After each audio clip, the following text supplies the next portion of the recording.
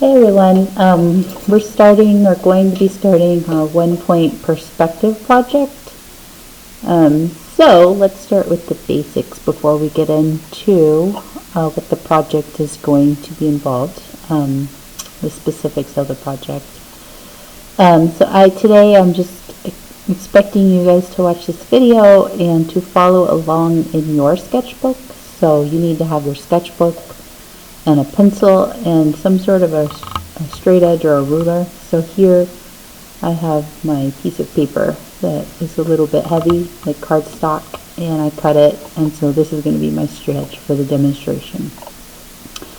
Also, I have some blocks here, so we're going to talk about these guys. If you guys have any blocks at home, you can look at your blocks, or if you don't, you can get some boxes out of the pantry. So like a box of pasta salad, or a little jewelry box that a ring came in, or something like that. So ask around. You might have some little boxes in your house, but if you don't have little ones, then you can use like a little bit bigger. So things out of the pantry, or a tissue box out of the bathroom, or so just kind of look around. A Band-Aid box out of the bathroom. So look around your house for some boxes. Alright, so my straight edge is a little bit hard to see, but you guys can tell that I do have a straight edge. So I'm going to be using that. So if you guys have your rulers, you guys can use that as well. So if you need to pause the video and kind of get set up, you guys can do that. Alright, but here we go. So we're going to talk about these blocks. So we want to start drawing the illusion of form in a realistic way on paper. So we're going to be looking at these blocks, and right now we're looking straight down at them. But if you guys could pretend you're looking at them like at them from this is the side view, and this would be the top, and these would be the sides also. That would be helpful to kind of, so I can use my document camera to kind of explain this. But like if this B block is right underneath the camera, you can't see any other side except for the top or the side that's facing you. The B block, if I scoot it back just a little further, you can start to see two sides in addition to the side with the B. And then this block, again, you can see the two sides, and there's a little bit of overlap here.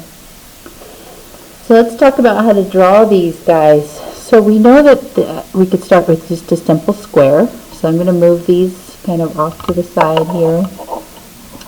And we're going to draw just a simple square. So if you guys want to follow along, please do, because I want you to take a picture of this and put it on Classroom.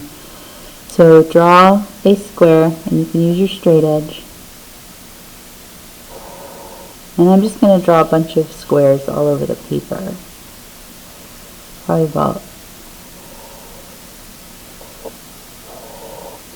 if you have a ruler with an actual ruler, you can use the ruler to measure out your square so it's nice and even. I'm just going to guesstimate here. Make sure that your square has as close to 90-degree angles as you can on the corners, so that means parallel lines in both vertical and horizontal.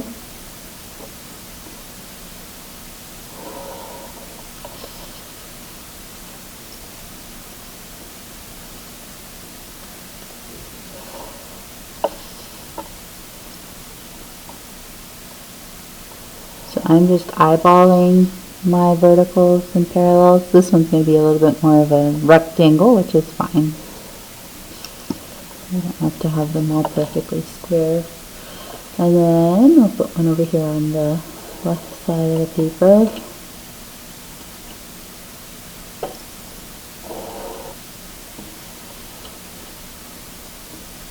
Major thing is just making sure that they're 90-degree corners if it's a rectangle or a square. Then let's put one at the top here and make it go a little faster and use the corner of my straight edge.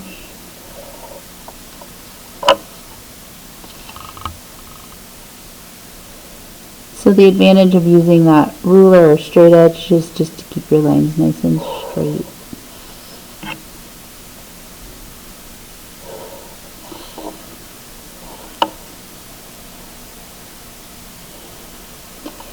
So we're dealing with 1 point perspective. So I'm going to write that up here on the sketchbook.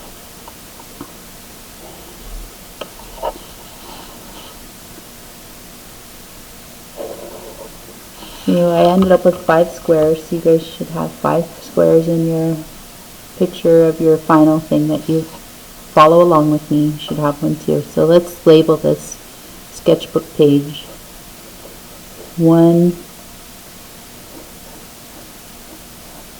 point perspective.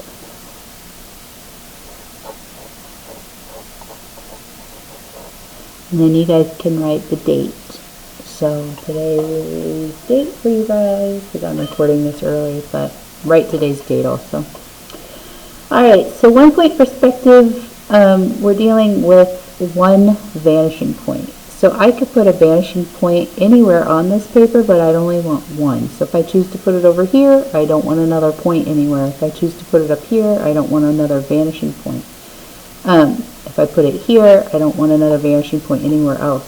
So this block that I have in the middle is a lot like this guy right here, where the camera, let me change it, where the camera is straight above the block and we actually can't see any of the other sides. So if I were going to put my vanishing point right in the middle-ish of my paper, I'm not going to measure it, I'll just put it in the middle. That means that if this block were see-through, I could draw off every corner of this square and go back towards the vanishing point. So let's go ahead and do that. I'm going to draw really light. I'm going to match up the point to my corners of my box. And I'm going to draw back these angled lines.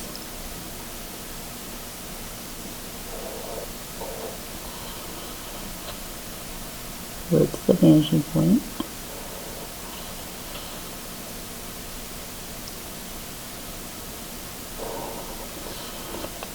So that would be kind of a see-through view, only we don't see the bottom of the block. So some of you might already know how to do this, but what I'm going to do is bring my straight edge in, and I'm just going to kind of pick a distance. How far do I, this is a cube that I'm dealing with, the block that I'm dealing with. So I'm going to actually bring another square in here that's nice and parallel to my outside frame.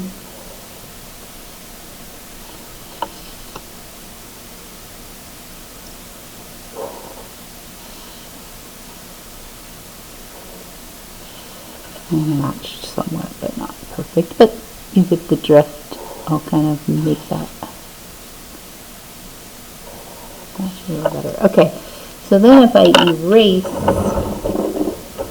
the middle crisscross X, this would be what I would see if this block were see-through. This square here would be the bottom of my block. This inside area here would be the sides of my block, and then the top. But we can't see through this block, so really we wouldn't have had to draw any of that. So that's all just if we could see the skeletal insides of the block, okay? But you could imagine if this were an opening of a box or something, and these were the sides of the box, corners of the box, and this was the bottom of the box. So like an inside kind of view of a box. The top is gone. Alright, so let's finish off these 4. So these guys out here, sitting out here, the point, we're going to use the same vanishing point, and we're going to only have to draw off of the corners that are closest to the vanishing point. If I were going to draw a line from this corner, it would go behind the box, or the square itself. So in this case, I would only have to draw off those corners that are on the, kind of like the lines will be on the outside of the box. And I can draw them all the way back to the vanishing point, that's fine. And it's going to look like this structure that's kind of zooming out of some center, like it's coming at us. And that's the start of perspective, creating that illusion that something is like actually taking up space on a two-dimensional surface. So this has the illusion of three dimension, even though it's still flat. So if we do that to all of our structures, all of our boxes, squares out here, and turn them into actually like the illusion of form, you can go all the way back to the vanishing point. Make them look like they're flying out at us or something. This is what, it's a lot more advanced and done on the computer, but this is what comic books, movies nowadays, like any CGI, anything that's like computer generated, they definitely are dealing with this illusion of depth. Because movies, once you get it onto film or a digital recording of it, it's considered flat again. So like that is all just an illusion, right? You can't actually climb into the movie and join the actors. It's been previously recorded. If any of you play video games, right, I know some of you like to talk about the video games you play. That all is done in computer graphics, but it's all done in 3 dimensions so that you really feel like you're in the game, right? So video games and all that are really, really pushing that kind of illusion of a reality. It's not actually real, but it makes you feel like it is. So this is where all those artists that work on all of those video games or movies or comic books or anything like that, this is where all of those artists started once in their high school also, learning how to draw perspective on paper with pencil. So now we can actually shorten these guys up so that they don't just look like they're flying out of the middle. We can actually make them look like a cube. So we're going to kind of figure out our scale. And I'm going to come back a little bit farther away from the original line that I started with my square. I'm going to make sure my straight edge is nice and parallel to that. So if you have to kind of back it up, you can do that. And I'm going to put another vertical line right here. So I'm getting a side of my square, my cube. And then I'm going to line my straight edge up where that line meets that angled line right there. And I'm going to put a parallel horizontal. And I can soften these lines here. I don't need them anymore as much or at all. And now I have what looks like a cube sitting there.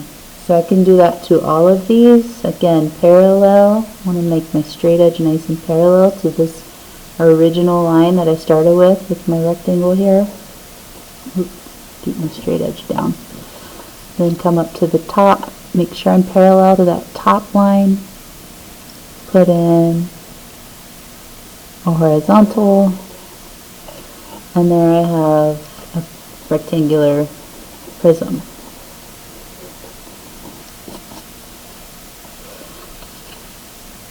Do the same thing. Put in a parallel line to the original one where that meets up there, where I just kind of arbitrarily chose where to put that line. Put a parallel vertical.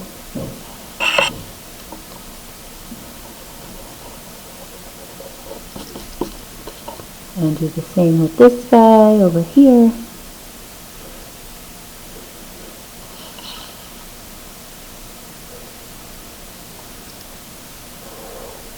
And now I have four independent structures. I know the ones that fly out at you look pretty cool too, but I think that those are a little easier because they'll go, you can just draw back to the vanishing point. So notice all of these lines that go to the vanishing point, these all have they're all a vocabulary term in art. So we can label these. You guys can do this along with me. Orthogonal lines. So an orthogonal line means that they are parallel lines to each other. Even though when we were growing up, we learned that parallel lines were lines that just never intersected. So like the top and the bottom of this cube or the sides of this cube are parallel. But you guys, in reality, this edge and this bottom edge of this left side of this block, if you actually were holding this block in your hands, physically in your hands, you would say, yes, Miss Sutton, this top edge and this bottom edge are parallel to each other. But when we go to draw that on a two-dimensional surface, we can't draw them parallel, because imagine doing that. If you guys don't have to draw this, but if you guys drew a parallel, square, nice and neat, and you started to draw the side as also parallel, it's not going to give you the illusion of depth at all. So when we're dealing with the illusion of depth on a two-dimensional surface, on a flat surface, we have to do something different. We can't just have these be parallel, such as this side's all parallel to one another, this side's all parallel. We know in reality that is true, but on paper, we're trying to be wizards, so we want to draw back to the vanishing point.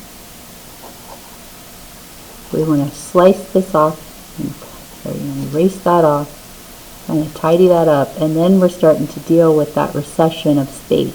So this and that are orthogonal lines, and the other differentiation between orthogonal, or just calling them diagonal lines, is because a diagonal line can be anywhere. A diagonal line is diagonal, right? It doesn't orient to any one thing. We could make a pattern or whatever with diagonal lines.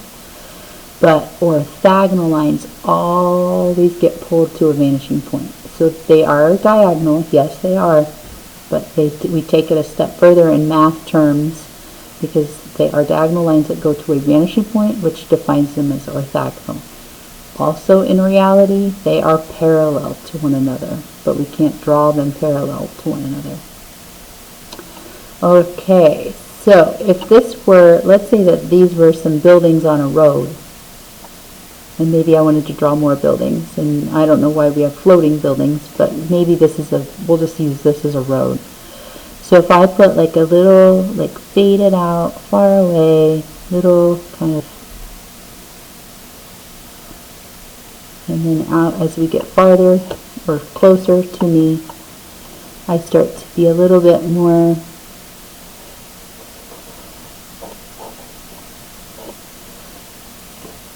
planned, or so we could start making this look like median lines or middle lines of a road or a lane, right? So here we have, maybe it's a one-way road, so we have cars coming at us. Maybe there's a sidewalk over here, because we have a little bit more space here. So you could see how we know that the road does not physically get smaller as you go farther away. So if there's a little person standing down here, we'll just do a little stick figure. There's a little person standing here on the sidewalk. We know if there's a person standing down here, they have to be super tiny, because scale, we need to get smaller with our scale. And I know my stripes are kind of big, but I just wanted to exaggerate this so you could see what I was doing. So like if I wanted to try to draw a car, see how I do here.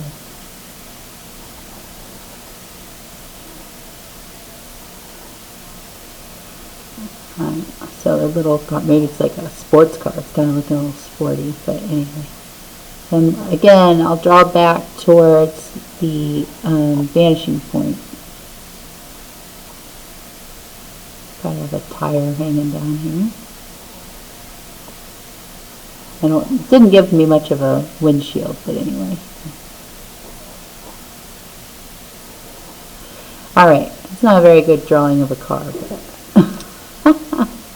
but anyway, you get the idea. So if there's a car here, give it a little tail. The car back here has to be a lot smaller, right? I feel like this part's going to be a little better drawn.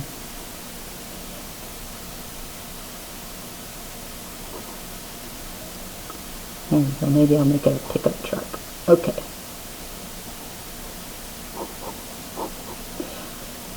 Alright, so So anyway, this car back here has to be a lot smaller. So scale is important also in perspective. So larger scale to smaller scale is also very important. If we wanted to all of a sudden come in and put like a big gap or a big opening in this, let's do this one down here. We put parallel verticals and horizontals again. So vertical and horizontal. And then I'm just going to use my corner of my paper here again, my straight edge. Vertical.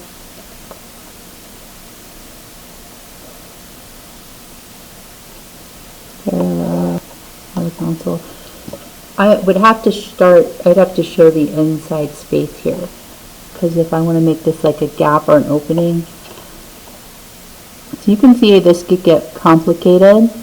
But once you learn that all your angled lines, all your diagonal lines always go to the vanishing point, which makes them orthogonal, then I think that you will start to understand this concept. And I think you guys have probably learned this already, like in middle school, or you've reviewed it in middle school, so you should be okay. So this could look like you're climbing into a, I don't know, a big room or something. So there's a lot of kind of like trippy things going on here. We have floating buildings and, you know, openings and things. But for your project, you are going to be able to do kind of an imaginative, kind of surreal view or world, or you could do something more realistic. So I'll give you guys these choices. But today, just kind of mess around with these concepts and then take a picture of that and put it on Classroom for me so that I can see you have done your at-home work today. All right, thank you. Hopefully you guys are having a great day.